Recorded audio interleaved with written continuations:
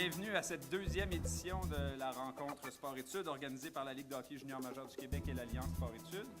Vous savez qu'on aura une journée bien remplie. On espère que cette journée va susciter la réflexion, des échanges aussi parmi vous et quand vous retournerez dans vos milieux respectifs, que cela vous aidera à offrir le meilleur encadrement possible à nos étudiants athlètes. Je vous rappelle les différents segments de la rencontre d'aujourd'hui. On aura d'abord une conférence qui va bien lancer notre journée, qui va s'intéresser à la motivation, à la fois la vôtre comme intervenant, mais aussi celle des étudiants athlètes.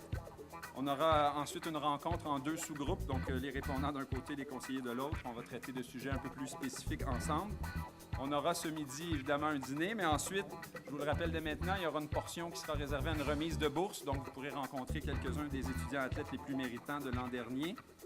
On aura un panel avec 3 étudiants athlètes avec lesquels on pourra discuter de persévérance, mais également de façon générale de conciliation sport-études.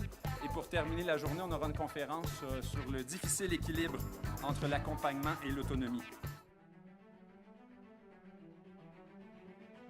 J'aimerais, d'entrée de jeu, vous féliciter pour toute cette belle énergie, pour tout ce dévouement et votre engagement que vous faites auprès des jeunes. La fameuse conciliation, conciliation justement du sport, des études et je vous dirais de la vie en général et comment rester motivé dans tout ça et garder donc le cap pour atteindre justement nos fameux objectifs et justement donc avoir plus de succès. Si on regarde cette année, au total, si j'inclus les 10 bourses d'aujourd'hui, il va y avoir un total de 87 bourses qui auraient été remises cette année pour un montant de 120 000. De façon plus spécifique de difficultés que tu as pu avoir, soit au secondaire, au collégial? Je dirais peut-être principalement au collégial, parce qu'ici, c'est plus les études qui nous intéressent, mais tu peux déborder aussi, pas de problème. Bien, il y en a eu plusieurs, en fait. J'en ai noté. Ouais!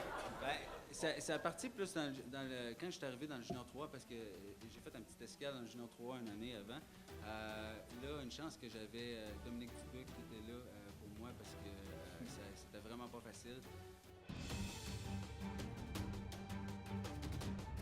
Quand j'arrivais dans un dossier d'un étudiant, puis je voyais des belles notes, je me disais, moi, je me faisais un devoir de dire à l'étudiant, « Hey, t'es top niveau, wow, t'es super bon. » Puis Heidi me faisait réfléchir, elle me disait, « Ouais, mais si ton encouragement, il est sur la note, tu contribues à ce que l'étudiant soit motivé de manière extrinsèque. Il faut que tu regardes où il est parti, puis que tu l'encourages, même si la note est moins belle, il faut que tu encourages sur les efforts qu'il a déployés, sur l'organisation. » Là, je me suis dit, j'ai compris. Mais c'est vrai. Les athlètes, ils mettent tellement d'importance sur les résultats. Et puis, quand je travaille avec les athlètes, on parle beaucoup de concentration, de focus. On se concentre sur quoi? Et puis, quand ça vient le temps des premières compétitions de l'année, ils sont hyper stressés parce qu'ils ont peur du résultat. C'est la même affaire avec les études. On est dans une société où est-ce que c'est résultat. Et puis si on n'a pas le résultat qu'on veut pas, là, ça détermine on est bon, on n'est pas bon, on peut être déçu, on devient démotivé.